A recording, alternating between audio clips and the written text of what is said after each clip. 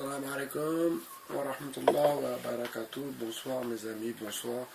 Alors, j'interagis en écoutant, en lisant plutôt le live de Saber Solo. Donc, je ne peux pas y participer car je n'ai pas de son. Donc je profite de cette chance d'avoir une chaîne YouTube pour enfin dire moi ce que je pense de ce marasme. Quand je dis marasme, c'est vraiment le terme approprié. Alors vous mélangez tout. Vous parlez de franc-maçon, Illuminati, toutes ces conneries. Et par-dessus tout, vous venez parler de religion. Donc est-ce que vous pensez que c'est le moment, on est 18, donc ça fait un jour de grève, deuxième jour, 2 jours de grève. Est-ce que vous pensez que c'est le moment de parler des Illuminati, des francs-maçons ou de la religion? Est-ce que vous pensez sincèrement que c'est le moment approprié? Franchement. Je lis le live, j'hallucine quoi. Je me demande vraiment où est-ce que certains ont leur tête. Excusez-moi, j'ai pas envie d'être méchant, je suis juste très très réaliste. Alors, vous savez,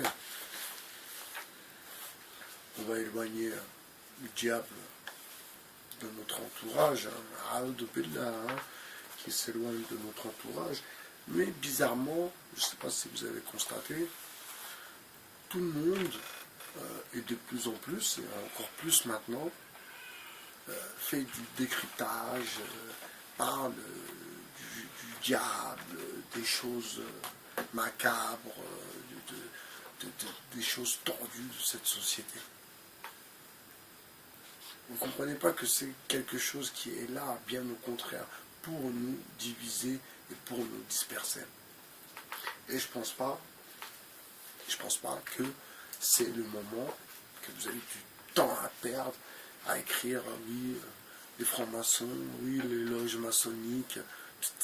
Vous n'avez pas compris que vous êtes dans un élan démocratique, que vous faites partie du peuple, que les choses peut-être peuvent changer. Et là, vous êtes là à parler de oui, mais les francs-maçons, oui, mais je sais pas quoi. Vous n'avez pas compris que c'est des choses pour vous disperser, pour vous diviser. Alors moi-même, étant religieux, je ne peux pas remettre la religion en cause et dire que la religion est là pour nous diviser, parce que moi, je pense qu'elle est là pour nous réunir. Ça, c'est la profondeur de ma pensée. Par contre, de parler des francs-maçons, de toutes ces conneries, franchement, Internet, ça fait des dégâts. Franchement, Internet, ça fait des dégâts.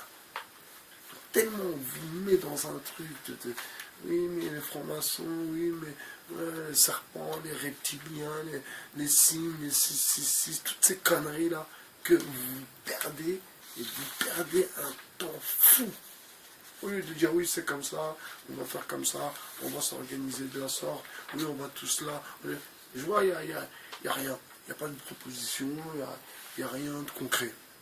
Donc ça, je sais que c'est pas pour toi bien sûr, hein, mais c'est pour nous plutôt, parce que je suis moi aussi dans le combat, j'ai toujours été dans le combat, et je serai toujours dans le combat. Donc, ne perdez pas votre temps avec des trucs qui servent à rien, des trucs, parler Vous n'avez pas vu que maintenant, tout le monde se met à faire des trucs sur le décryptage? Tout le monde se met à faire des trucs sur le shaitan, a'udhu billah. Plus on l'appelle, plus il va être présent. Et apparemment, je ne suis pas le seul à avoir ce sentiment, c'est que bien sûr, à force de parler de lui, bien sûr que vous faites appel à lui, bien sûr. Donc arrêtez de parler de trucs qui servent à rien. On est dans un combat, dans une lutte. Pourquoi parler de choses que vous ignorez totalement? Là, je parle de Illuminati, franc-maçon, toutes ces conneries. C'est pas notre milieu, on n'est pas dans ces milieux-là, on en a rien à foutre, on s'en fout, on n'a pas le temps de parler de ces conneries. On parle de... On parle de chasser un gouvernement qui pense qu'à leur gueule, qui pense aux riches et oublie les pauvres. Alors pour la petite histoire, j'étais avec mon neveu au téléphone tout à l'heure, je vous raconte vite fait cette petite anecdote pour vous dire que je suis moi-même le premier concerné et touché par la vie chère. Donc il est parti acheter 2 pantalons, 2 pulls, un blouson, il en a eu pour 300 euros. Vous imaginez? Et c'est pas du Lacoste, c'est pas du North Face, c'est pas des grosses marques. Hein. Il en a eu pour 300 euros. Il a acheté 2 pantalons, 2 pulls et un blouson. 300 euros. Voilà, avec une paye de 1100 euros, vous imaginez?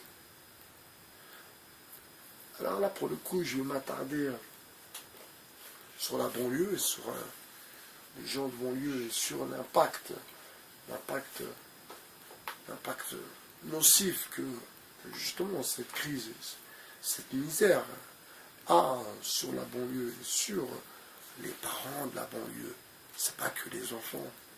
Il y a les parents qui travaillent dur, qui galèrent. Et par dépit, il y en a qui y croient plus. Donc c'est pour ça qu'ils ne donnent plus d'éducation à leurs enfants. Et ça, c'est une vérité. C'est des gens, c'est pas qu'ils ne veulent pas éduquer leurs enfants, c'est pas qu'ils n'aiment pas leurs enfants, c'est pas qu'ils ne connaissent pas l'éducation, c'est pas... Non. Par dépit. Par dépit, ils ne veulent même pas croire à un avenir pour leurs enfants. Tellement le monde dans lequel ils vivent, il est dur, il est compliqué.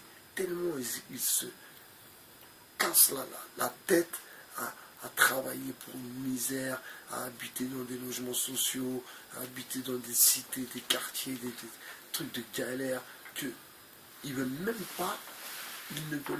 pas penser à l'avenir de leurs enfants. Et là, c'est une réflexion qui m'est venue, c'est pour ça que je fais cette petite vidéo, parce que c'est un peu facile d'accuser les parents et de dire oui, ils n'éduquent pas leurs enfants, patati patata. Non, c'est pas ça l'histoire. L'histoire, c'est que les parents, ils sont tellement dépités qu'ils y croient plus. Ils y croient plus. Beaucoup même doivent regretter même d'avoir des enfants. C'est pour ça que beaucoup aiment tellement leurs enfants. Mais le climat politique, le climat monétaire, pour le coup, leur donne un coup dans la tête, qui sont vraiment dégoûtés de la vie. Dégoûtés de la vie de la leur, parce qu'ils ne voient pas comment quel est l'avenir de leurs enfants.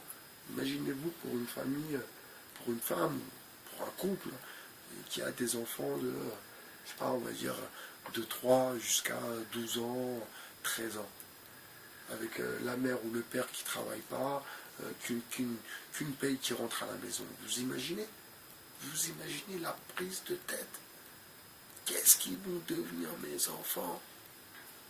Donc il y a des parents qui tombent malades aussi à cause de ça. Et c'est pas à cause des chemtrails ou je sais pas quoi. Donc arrêtez de voir toujours les complots, les machins, les Illuminati, les francs-maçons, les chemtrails, les machins. Arrêtez de partir un peu trop en live, et puis voyez les choses concrètement, factuelles, que les gens peuvent, par dépit et par dégoût, dégoûter de la vie, dégoûter du sort qui va être réservé à leurs enfants. Comme eux-mêmes, ils habitent encore dans les quartiers, dans les cités, ils ne pensent même pas que leurs enfants vont sortir de là. Et que eux, ils vont pouvoir faire sortir leurs enfants de là. Vous imaginez comment ça doit être compliqué pour un parent qui aime ses enfants. Je pense que tous les parents aiment leurs enfants. Après, c'est le climat, bien sûr. Il n'y a pas d'argent, il n'y a pas de travail, il n'y a pas d'avenir. Donc, on se désintéresse de nos enfants par la force des choses. Et je comprends un peu plus et un peu mieux les parents. À force de parler de ce sujet, d'échanger avec mon ami, d'échanger avec mes amis, d'échanger sur ce sujet, et ben, j'en ai une réflexion différente ce soir. Ce soir, j'en ai une réflexion différente parce que je me mets à la place de parents qui aiment leurs enfants et qui ne voient pas qu'est-ce qu'ils pourront leur offrir comme avenir. Et ça doit être vraiment compliqué pour des parents. Et ça, il faut bien l'entendre, il faut bien l'écouter. Donc, condamner des parents qui, par dépit, n'arrivent pas à éduquer leurs enfants, est-ce que vous pensez qu'on doit leur jeter la pierre? Est-ce que vous pensez qu'on doit être là sans cesse à les critiquer et à dire que c'est des parents indignes? Alors que si la vie était moins rude, si le climat social était plus simple, ils seront des parents aimants et des parents qui seront les meilleurs parents du monde. Ça, j'en doute pas. Donc pour les parents qui verront cette vidéo, c'est pour vous aussi que je fais cette vidéo. Parce que tout le monde n'ose pas prendre la parole, tout le monde n'ose pas dire ce qu'il ressent et ce qu'il pense, surtout quand ça le concerne lui directement, lui ou sa famille. Donc on n'ose pas quand même parfois admettre nos faiblesses. Et là pour le coup, de ne pas savoir comment l'avenir de nos enfants va se présenter, ça peut être une panique certaine. Donc je comprends mieux ce soir. Donc ma réflexion est encore différente d'hier pour vous dire que jour après jour, soir après soir, eh bien, on peut évoluer quand on a envie d'évoluer. Donc arrêtez de parler franc-maçon, Illuminati, nouvel ordre mondial et toutes ces conneries. Pour revenir à la vidéo, si vous l'avez vue ou pas, ne lâche rien. Voilà, c'était sur le nouvel ordre mondial et sur Georges Marchais. Voilà, ça me revient en parlant avec vous. Sur Georges Marchais qui avait dit, donc c'était dans les années 80, qui avait dit il faut s'adapter au nouvel ordre mondial. Donc nouvel ordre mondial, ça veut dire quoi? Ça veut dire quoi un nouvel ordre mondial? Ça veut dire que le monde est en train de changer, tout simplement. Et arrêtez de voir des trucs occultes, des trucs bizarres, des trucs... C'est un nouvel ordre mondial. Le monde va dans un nouvel ordre. Ça n'a rien à voir avec les francs-maçons, les Illuminati ou je sais pas quoi. Arrêtez de vous disperser. Réfléchissez, comme moi je réfléchis aussi de mon côté. Mais posez-vous un peu, mettez-vous aussi à la place de ces parents, je le répète, qui ont peur pour l'avenir de leur enfant et que par dépit, je le répète aussi, eh bien, ils n'ont plus le cœur à apporter l'éducation à leurs enfants. Soit ils n'y croient plus, soit ils pensent que bientôt c'est la fin des temps. Parce que si on écoute un peu tout et n'importe quoi, oui, le DGL, machin, bidule, chouette, voilà, si on écoute tout le monde et tout ce qu'on peut entendre sur Internet, ben on jette tous de notre fenêtre. Hein. Entre les Illuminati, les francs-maçons, les nouvelles ordres mondiales, les patatis, les patatas, oh là là là là là là là. Non, c'est pas ça, c'est l'oseille, c'est tout. C'est l'argent, c'est l'argent. Donc, avant de penser à l'argent, pensez à comment gagner de l'argent. Comment gagner de l'argent? C'est déjà ça la première question. Et surtout, est-ce que je dois me soumettre pour gagner de l'argent? Alors une femme aussi tout à l'heure, sur le live à Saber, elle disait oui mais la France, on a le RSA, on a...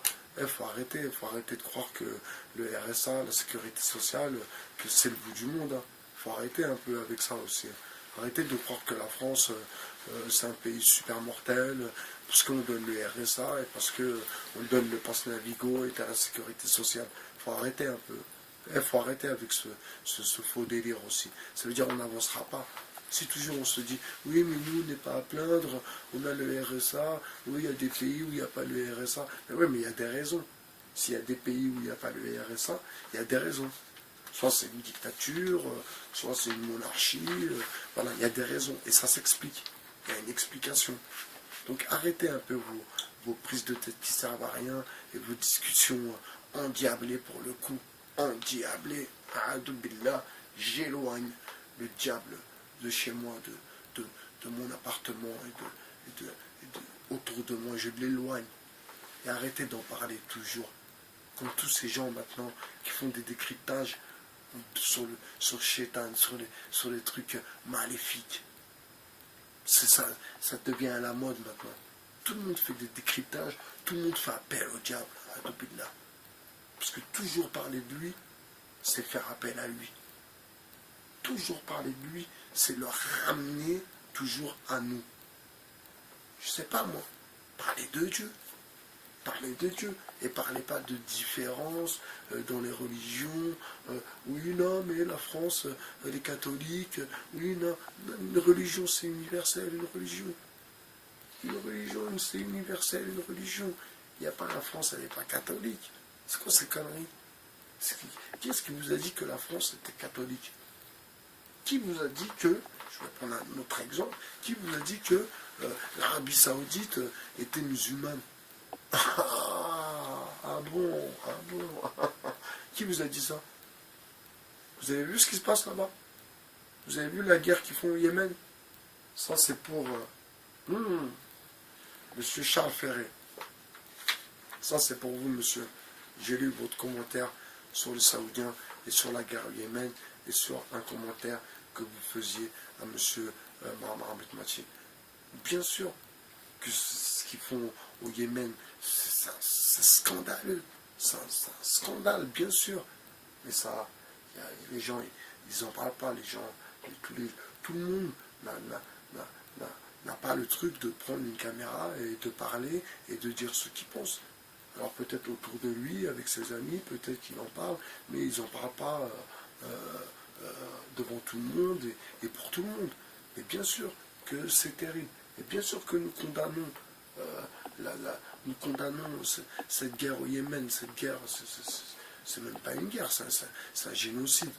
Bien sûr, monsieur Charles Ferré, bien le bonsoir à vous pour répondre à votre question, pour vous dire que cette guerre au Yémen est un scandale. Mais le truc, c'est que qui a orchestré cette guerre et qui vend des armes aux Saoudiens pour faire cette guerre? Eh bien oui, nous sommes bien là. Les Français, on a vendu des armes, on vend des armes.